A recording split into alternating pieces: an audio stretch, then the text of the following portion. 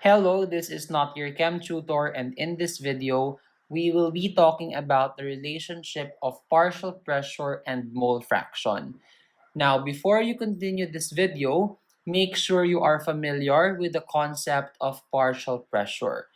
If not, then don't worry, I made a separate video where I talked about partial pressure and Dalton's law, and you can check out that video using the link on the description box. Now, as usual, I put examples in this video so we can practice some calculations. Let's start by having a quick recap about partial pressure and Dalton's law. So in a mixture of gases, the pressure exerted by each individual gas is called the partial pressure of that gas.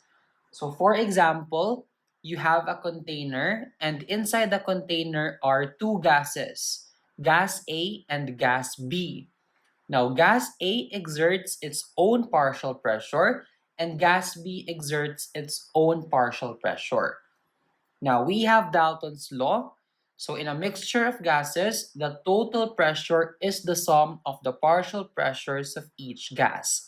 So we have here the equation PT, or the total pressure, is equal to the sum of the partial pressures. So we have P1 plus P2 plus P3. It depends on how many gases are in the mixture. So in my previous example, if you have a container that has two gases, gas A and gas B, the total pressure is equal to the partial pressure of gas A plus the partial pressure of gas B. Okay, so if you want to learn more about partial pressure and Dalton's law, I have a detailed video and I put the link on the description box, so you might want to check that out.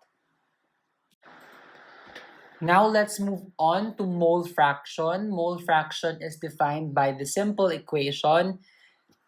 This symbol, this is not actually X, this is the Greek letter chi. So chi I stands for the mole fraction of the component. So mole fraction of component is equal to N sub I. This is the number of moles of component divided by NT is the total number of moles. So again, mole fraction is equal to moles of component divided by total moles.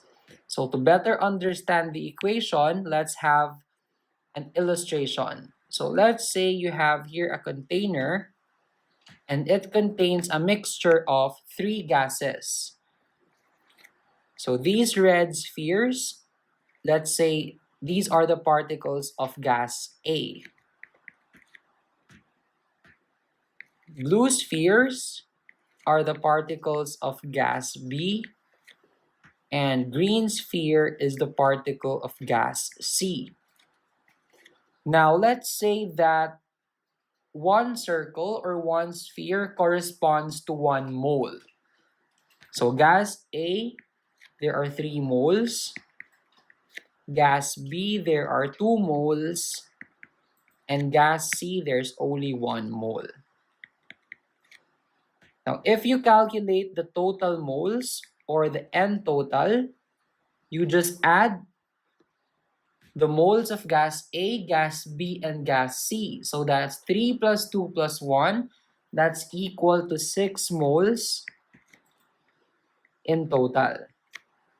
Now that we have the total moles, we can calculate for the mole fraction of A, the mole fraction of B, and the mole fraction of C using the equation above. So let's start with the mole fraction of A. The mole fraction is equal to the moles of component. So we have 3 moles of A divided by the total moles, which is 6 moles. And that is equal to 0.5. Mole fraction has no unit because the moles will cancel out. So the mole fraction is A is 0.5. For gas B, there are 2 moles. divided by the total moles. So 2 divided by 6, that's approximately equal to 0.33. And finally, for gas C, there's only 1 mole of gas C divided by the total moles. So 1 divided by 6, that's approximately equal to 0.17. So the mole fraction of A is 0.5, the mole fraction of B is 0.33, and the mole fraction of C is 0.17. So that's how you calculate mole fraction. We have here a similar example. A gaseous mixture contains 2.50 moles of neon, 1 mole of argon, and 0.75 moles of xenon. Calculate the mole fractions of the gases. So there are 3 gases: neon, argon, and xenon. So what we can do first is we can actually calculate the total moles, or N total, or NT, which is equal to 2.50 moles of neon, 1.00 moles of argon, and 0.75 moles of xenon. So if you calculate that, 2.50 plus 1 plus 0.75, that is equal to 4.25 moles. So N total is 4.25 moles. Now that we have the N total, we can calculate for the mole fractions. So let's start with the mole fraction of neon. We will use, of course, this formula.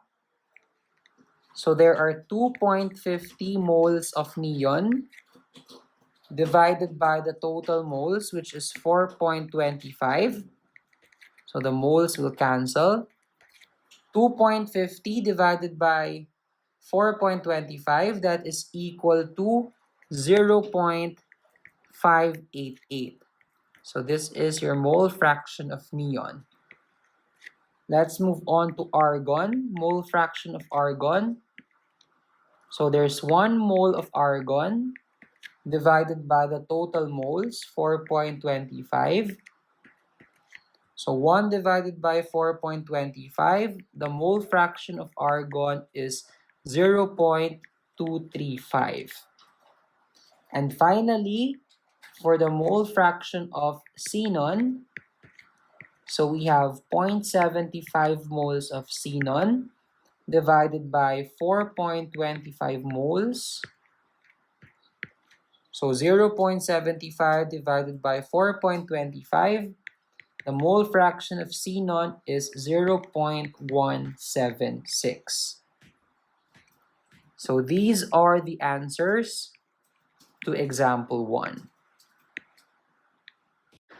So for our second example, a gaseous mixture contains O2 and N2 gases. The total number of moles of gases is 5 moles. If the mole fraction of O2 is 0.25, how many moles of O2 and N2 are present? So in this question, we are given the mole fraction of O2, which is 0.25, and then the total moles of gases, which is 5 moles. So we can actually use this equation. So if we substitute the values, we have the mole fraction of O2, that's 0.25, equal to the moles of O2 is not given. So just write moles of O2 divided by the total moles, which is 5.00 moles. We can actually solve for the moles of O2. So what you need to do is to multiply both sides of the equation by 5 moles. So you do it on the right side, you also do it on the left side. So on the right side, 5 moles will cancel. So what is left is moles of O2. And on the left side, you have 5 moles times 0.25. This is equal to 1.25 moles. So the moles of O2 is 1.25 moles. Then we know that the total moles, or N total, is equal to the moles of O2 plus the moles of N2. And according to the problem, the total moles is 5 moles. And we just solved that the moles of O2 is 1.25 moles. We don't know the moles of N2, so just write moles of N2. So to get the moles of N2, you just transfer 1.25 on the left side and it becomes a minus. So 5.00 moles minus 1.25 moles, that is your moles of N2. So the moles of N2, if you solve this in your calculator, 5 minus 1.25, that is equal to 3.75 moles. So the question is asking for how many moles of O2 and N2 are present. So the answers are 1.25 moles of O2 and 3.75 moles of N2. Now let's look into the relationship of partial pressure and mole fraction. These two variables are related by this formula. So as you can see in the formula, mole fraction can actually be computed using partial pressure. So mole fraction is equal to the partial pressure divided by the total pressure.